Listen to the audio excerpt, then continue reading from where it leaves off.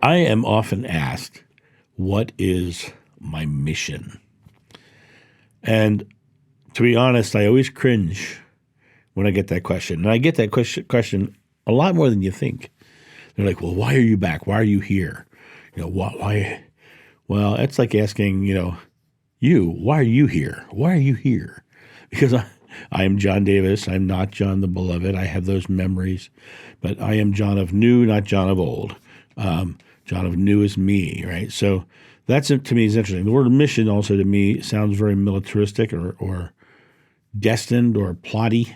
And I don't believe in that. That is the way life works. I believe that we are the creator of our experience and we have the ability to do it. But I guess if I was going to look at that question in a different way, I would turn it into, rather than what is your mission, I would say, why do you do what you do? Why are you doing this? And so that may be what was the intent of the question is in some point. So I wanted to answer the question, but I also words hit me very powerfully because words are our point of creation. Our words, thoughts, words, and deeds. Words being the core between the two, thoughts and deeds. You have the words that put it into action. And it says, in the beginning was the Word, and the Word was with God, and the Word was God. And when the disciples asked Jesus in the Dead Sea Scrolls, they asked him what diet should they follow, and his response was, I would be more worried about what comes out of your mouth than what goes in. So words are very powerful. So certain words, when I hear them, I get a feeling about them. They give me a little twinge. But why am I here? Why do I do what I do? What's the purpose? My entire life has been a very unique experience. And when I go back and I look at, I think I've said in other videos, I crucified my G.I. Joe. I literally had him on a cross in my backyard. And, those experiences from that past life have permeated into my experience of John Davis all the way along, all the way through. When I look back now, I can see where I have always had this inclination towards the way the world should be. I've always had this inclination of we can create a loving world, and there's no way, that I'm going to create something different myself. So all of my experiences have told me that from a gut perspective.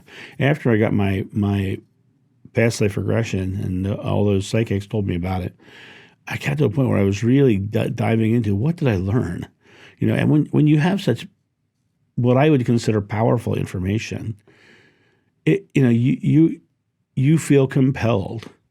You feel compelled to share it. You feel like you're moving forward. Now, it's interesting going back once again to when I was a kid, and I said in another video that the name Davis means son of David, and I had told my mother that in front of my father. My father got very angry that I was saying I was somebody else's son, but when you look at the etymology of Davis, it's son of David. When you look at the etymology of the name John, it's gift of God. So my name is gift of God, son of David, which means my name is a tribute to Jeshua ben Joseph, because he was known as the son of David, and I think he's a gift of God, right? So to me, my name is very apropos. My middle name is Charles, and the etymology of Charles is free man, basically somebody who's no longer a slave. So when I look at my name, I'm John, no longer I'm John, no longer a slave Davis, right? Or I am gift of God, no longer a slave son of David, right? So there's a bunch in there to unwrap. But I feel really compelled in my life that the teachings of Jeshua need to be shared. And the teachings of Jeshua in the past could not have been grasped because people couldn't think as simply as they really were, as they really are. if you break everything I talk to down, it comes down to the polarity of love and fear, right? Fear is a construct of the mind of man, right? It's negative focus. And we have this struggle with fear to experience love fully. But when I look at my life and I look at interpersonal relationships with people, and even like the other day I did a video on conflict resolution, to me, it all comes down to love and fear, period. It all comes down to that space of, is this loving or is this fearful? Is this positive or is this negative? Is this yin or is it yang, right? It's a polarity. It's a balance that is run between. And when I look at what I'm doing now, do I feel it's a mission? No, I just think it's the moral thing to do. I think it's the right thing to do. I think that if I have this information, I truly believe this information, then it would be completely wrong of me not to share this information. And so my quote-unquote mission, as it were, is to pass on what I believe. And when I leave this world, my hope is that people have taken what I've said and found their truth within it and spread this information far and wide. That said, if you find truth in this information and you think it's valuable, I would really appreciate it if you would just share the information. I don't care if you share my name. I don't care if you share my channel. All I care about is you share that information. Talk about what we're talking about. Spread the word. And if you don't want to do that, and you can just click share, some people won't because they don't want to come out of the woo-woo closet, as it were, on their social media. And I understand that very, very clearly.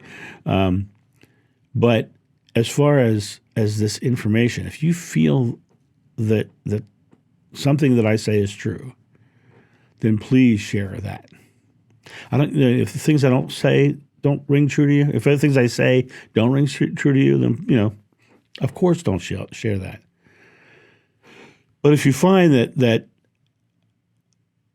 the channel is of value to you and you can share it on your social media or share even just a video that you liked on social media, that will help get the word out. It'll also help the channel grow. And the more the channel grows, the more opportunity for it to grow as well.